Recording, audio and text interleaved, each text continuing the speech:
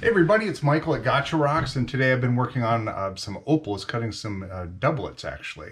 So I have this slab right here, and this is Australian opal that I've done really thin slices with, and then I've attached it with two-part epoxy.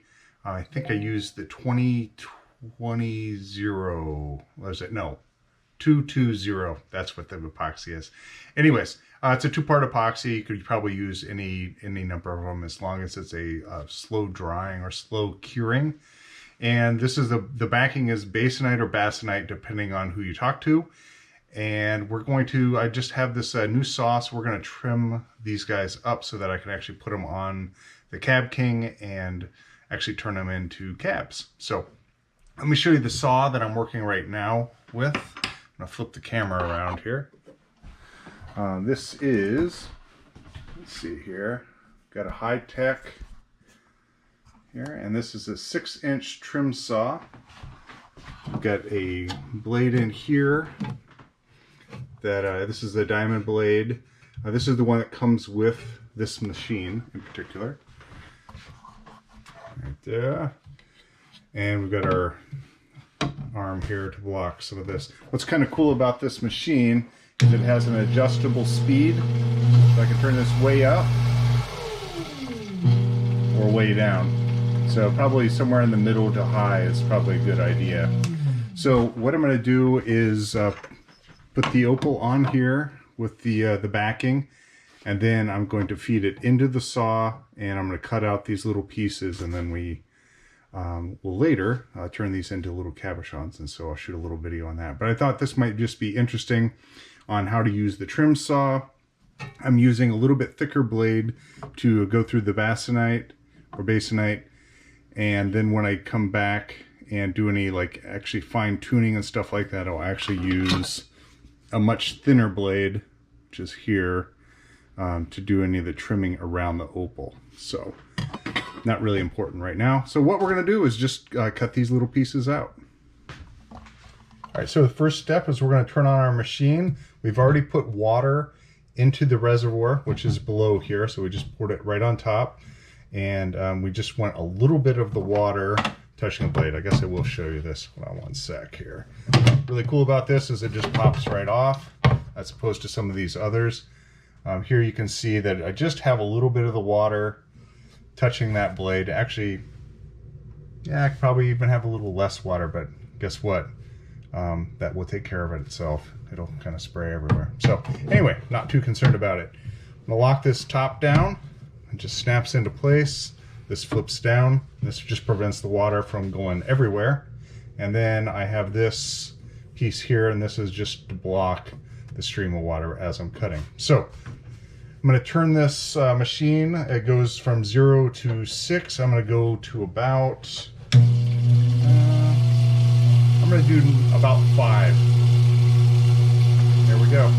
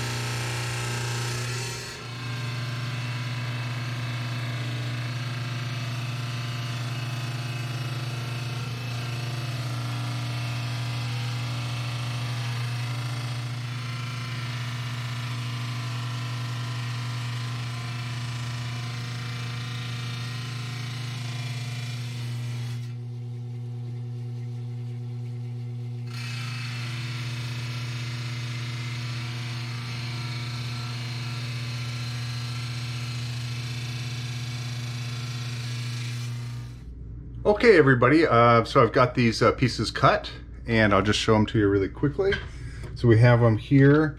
I just used, here's my trim saw blade there, and just let you kind of see. I shot some different angles, hopefully that kind of helped out. Basically what I was trying to do is just trim off as much of the basanite as I could, and getting as close to the opal as I could without actually hitting it. A couple times I did run into it a little bit, but not a big deal, like this one here.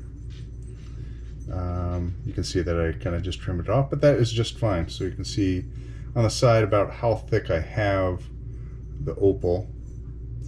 And so anyway, from this point, I would basically just go to the Cab King or whatever lapidary saw you're using, and then slowly start rounding off these edges here. And I'm gonna shoot a video on that as well. So, but for this one, that's what I've got for you today. So I just thought you'd find this hopefully a little bit helpful, and if it did, please subscribe, like, share, all that jazz. So all right, thanks guys, I really appreciate you, and I will talk to you in the next video. Thanks so much, take care.